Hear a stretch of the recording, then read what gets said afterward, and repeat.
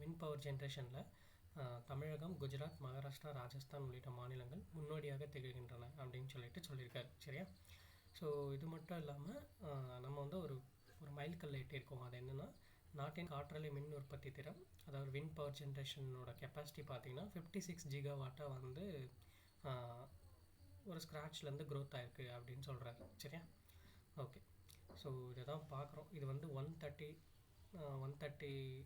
Okay 133வது மனதின் குரல் நிகழ்ச்சி. சரியா? மன் கி பாத். ஓகே. ஸோ அதான் கொடுத்துருக்காங்க. அதே மாதிரி மற்ற விஷயங்களும் பேசியிருக்காரு. இந்த மக்கள் தொகை கணக்கெடுப்பு நம்ம எடுக்கணும், இப்போ டிஜிட்டலைஸ் ஆகிருக்கு, அதிலும் பங்கேற்கேன் அப்படின்னு சொல்லியிருக்காரு. அதே மாதிரி பிரேசிலில் நடைபெற்ற ஒரு சர்வதேச பாலாடை கட்டி சீஸ் போட்டியில் இந்திய தயாரிப்பு பாலாடை கட்டிகள் பரிசு வென்றதையும் சொல்லியிருக்காரு. ஓகே. அதே மாதிரி மே 9 வந்து நம்ம ரவீந்திரநாத் தாக்கூர் இருக்கார் இல்லையா, அவருடைய 165வது பிறந்த நாள், அதை வந்து கொண்டாடுங்க அப்படின்னு சொல்லியிருக்காரு. சரியா? ஓகே. அது மட்டும் இல்லாமல் நம்ம கல்பாக்கத்தில் ரீசெண்டாக வந்து நம்ம கல்பாக்கம் பவர் அந்த நியூக்ளியர் ஸ்டேஷனில் வந்து கிரிட்டிகாலிட்டி அச்சீவ் பண்ணியிருப்போம் இல்லையா, நியூக்ளியர் ஃபிஷன் ஏற்பட்டு கிரிட்டிகாலிட்டி அச்சீவ் பண்ணியிருக்கோம், அதையும் வந்து நினைவு கூர்ந்திருக்காரு. சரியா? ஓகே. ஸோ இதுதான் பார்க்குறோம். சரிங்களா? ஓகே. அடுத்து வந்தோம்னா, இந்த ரீசெண்டாக கட்சி மாறிய 7 எம்பிக்களை தகுதி நீக்க வேண்டும் அப்படின்னு சொல்லிட்டு ஆம் ஆத்மியோட மாநிலங்களவை குழு தலைவர் சஞ்சய் சிங் வந்து நம்ம குடியரசுத் தலைவர், அதாவது குடியரசு துணைத் தலைவர் சிபிஆர் இருக்கா இல்லையா, அவர் தான் மாநிலங்களோட தலைவர். ஸோ அவருக்கு ஒரு கடிதம் ஒன்று எழுதியிருக்காங்க. சரியா? நம்ம நேற்று பார்த்துருந்தோம், இந்த மாதிரி 3/2 பெரும்பான்மை உறுப்பினர்கள் வந்து கட்சி தாவனா கூட அவங்க வந்து அந்த கட்சியில் அந்த பதவியில் இருக்க முடியாது அப்படின்னு சொல்லிட்டு அரசமைப்பு சட்டம் அட்டவணை 10 ஷெட்யூல் 10ல் சொல்லுது அப்படின்னு சொல்லிட்டு பார்த்துருந்தோம் இல்லையா. ஸோ அதுக்கு நேற்றே சொல்லியிருந்தாரு அவர், நாங்கள் வந்து ஒரு கடிதம் எழுதுவோம் அப்படின்னு சொல்லிட்டு பதவி நிற்கிறதுக்கு அப்படின்னு சொல்லியிருந்தாங்க நேற்று. ஸோ நேற்று அதை அவர் பண்ணியிருக்காரு. சரியா? ஓகே. ஒரு கடிதம் எழுதியிருக்காரு, 7 பேரையும் ஒட்டி கட்டி எழுதியிருக்காரு. ஓகே. சரி, வேறு கட்சியில் போயிட்டாங்க, அதனால அவங்க பதவிகளை வந்து நீங்கள் வந்து பறிக்கணும் அப்படின்னு சொல்லிட்டு. அதே மாதிரி என்ன கோட் பண்ணியிருக்காருன்னா, ப்ரீவியஸ் சுப்ரீம் கோர்ட் ஆர்டர்ஸ் இல்லையா, வழக்குகள் நடந்திருக்கும் இல்லையா, இந்த மாதிரி அதையும் வந்து சுட்டி காட்டி பேசியிருக்காரு. சரியா? ஓகே. நெக்ஸ்ட் என்ன சொல்லியிருக்காங்கன்னா, ஓகே அடுத்து வந்தோம்னா,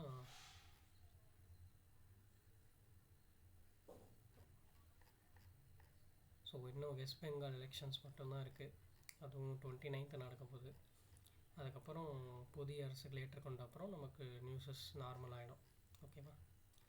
ஏன்னா தமிழ்நாடு அளவில் எந்த நியூஸஸும் இல்லை. ஸோ இன்றைக்கி எடிட்டோரியல் பார்த்திங்கன்னா மணிப்பூர் பற்றி தான். மணிப்பூரில் ரீசெண்டாக வந்து இந்த மறுபடியும் அந்த மைத்தேயி குகி அந்த பழங்குடியினருக்கிடையே இப்போ ஒரு மாதிரி கோல்டு வார் மாதிரி போயிட்டுருக்கு மறுபடியும். அதனால் உயிரிழப்புகள் ஏற்படுது. ஸோ அதை தான் சுட்டி காட்டி பேசியிருக்காங்க, இது எப்போ முற்றுப்புள்ளி வைப்பீங்க அப்படின்ற மாதிரி. சரியா? ஓகே. ஓகே. இங்கே ஒரு இம்பார்ட்டண்ட்டாக ஒரு நியூஸ் வந்தது. என்னென்னு பார்த்தீங்கன்னா, ரஷ்ய கச்சை எண்ணெய் இறக்குமதி தரவுகள் ரகசியமானவை, மத்திய அரசின் நிலைப்பாட்டை உறுதி செய்த தகவல் ஆணையம் அப்படின்னு சொல்லிட்டு கொடுத்துருக்காங்க.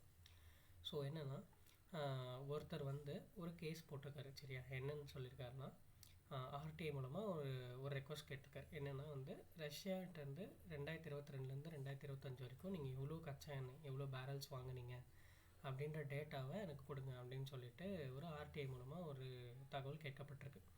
பட் இதுக்கு வந்து தகவல் ஆணையம் வந்து அந்த மத்திய தகவல் ஆணையம் அவங்க வந்து பதில் அளிக்கலை. சரியா? ஏன் பதில் அளிக்கலை அப்படின்னா, இது வந்து ரகசியமானது, இது வந்து நாட்டுக்கு வந்து ரகசியமானது அப்படின்னு சொல்லிட்டு அவங்க வந்து ஆர்டிஐ மூலமாக அது இது பண்ணல. ஓகே. ஸோ இதனால் அவர் என்ன பண்ணார்னா, கேஸ் போட்டிருக்காரு. கேஸ் போட்டு மேல்முறையீடு பண்ணி இது பண்ணியிருக்காரு. அப்போ இந்த விஷயம் விசாரணைக்கு வந்தபோது என்ன சொல்லியிருக்காங்கன்னா, நம்மளுடைய மத்திய அரசு என்ன சொல்லியிருக்காங்கன்னா, இந்த தகவல் ஆணையம் மூலமாக அவங்க என்ன சொல்கிறாங்க அப்படின்னா, இது வந்து இந்த தரவுகள் வெளியிடுவது வந்து நாட்டின் வியூக மற்றும் பொருளாதார நலன்களை பாதிக்கும் என்பதோடு வெளிநாடுகளுடன் உறவை பாதிக்கும். எனவே இந்த தரவுகளுக்கு ஆர்டிஐ சட்டத்தின் 8வது அட்டவணை 1A பிரிவு ஓகே மற்றும் 8வது அட்டவணை செக்ஷன் பார்ட் 8 1D பிரிவுகளின் கீழ் விலக்கு அளிக்கப்பட்டுள்ளது அப்படின்னு சொல்லிட்டு ஆணையம் வந்து அந்த மத்திய தகவல் ஆணையம் வந்து சொல்லியிருக்காங்க. சரியா? ஸோ இதை வந்து மறுபடியும் வந்து அவங்க உறுதிப்படுத்தியிருக்காங்க. ஓகே. மறுபடியும் இன்னொரு விசாரணைக்கு வரும்போது பல்வேறு நாடுகளிலிருந்து நிறுவனங்கள் வாரியாக கச்சா எண்ணெய் இறக்குமதி செய்யும் தரவுகள் என்பது வர்த்தகம் சார்ந்த ரகசியமானவையாகும். ஸோ இது வந்து நாங்கள் ஆர்டிஐயில் வந்து நாங்கள் சொல்ல முடியாது அப்படின்னு சொல்லிட்டு மத்திய அமைச்சகமும் இதை வந்து உறுதிப்படுத்தியிருக்காங்க. சரியா? ஓகே, இதுதான் நம்ம இங்கே பார்க்குறோம். ஸோ ஆர்டிஐ வந்து 2005 வந்திருக்கோம். ஓகே, அதோட பேக்ரவுண்ட்லாம் பார்த்துக்கோங்க ஒரு வாட்டி. சரி, அடுத்து வந்தோம்னா எலெக்ஷன்ஸை ஸ்கிப் பண்ணிக்கலாம். ஓகே, இங்கே பார்த்தீங்கன்னா நாட்டின் மின் தேவை 256 ஜிகாவாட்டாக உயர்ந்து புதிய உச்சம் அப்படின்னு சொல்லியிருக்காங்க. ஸோ இந்த கோடை காலம்ன்றதுனால வெயில் வந்து ரொம்ப அதிகமாக போயிட்டுருக்கு இல்லையா, எல்லாருக்குமே தெரியும். ஸோ அதனால் ஏசி, ஏர் கூலர் இந்த மாதிரி எக்யூப்மெண்ட்ஸோட நீடு வந்து அதிகமாகிடுச்சு, டிமாண்டும் அதிகமாகிடுச்சு, நீடும் அதிகமாகிடுச்சு. ஸோ இதை வந்து பார்க்கும்போது மின் உற்பத்தி, அந்த மின் தேவை வந்து பார்த்திங்கன்னா 256 ஜிகாவாட்டாக வந்து உயர்ந்திருக்கு. கடந்த சனிக்கிழமை 256.11 ஜிகாவாட்டாக வந்து உயர்ந்திருக்கு. சரியா? ஸோ இதை வந்து எப்படி மேனேஜ் பண்ண போகிறாங்க அப்படின்றது தெரியல. இப்போது இது வந்து 256 இருக்கிறது 270 ஜிகாவாட்டாக வந்து உயரும் அப்படின்றது எதிர்பார்க்கப்படுது இன்னும் ஒரு 1 மந்த்க்குள்ளே. ஓகேவா? இந்த கோடை காலம் முடியறதுக்குள்ளே.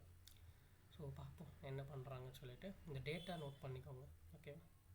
சரி, அடுத்து பார்த்திங்கன்னா பிரபல புகைப்பட கலைஞர் ரகுராய் காலமானார் அப்படின்னு கொடுத்துருக்காங்க. ஸோ இவர் வந்து பார்த்திங்கன்னா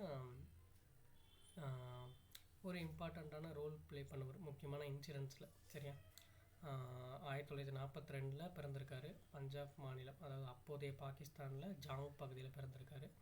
ஸோ இவர் வந்து ஒரு இன்ஜினியர், பட் ஃபோட்டோகிராஃபியில் இன்ட்ரெஸ்டடாக இருந்தாலும் ஃபோட்டோகிராஃபிக்கு வந்துட்டார்.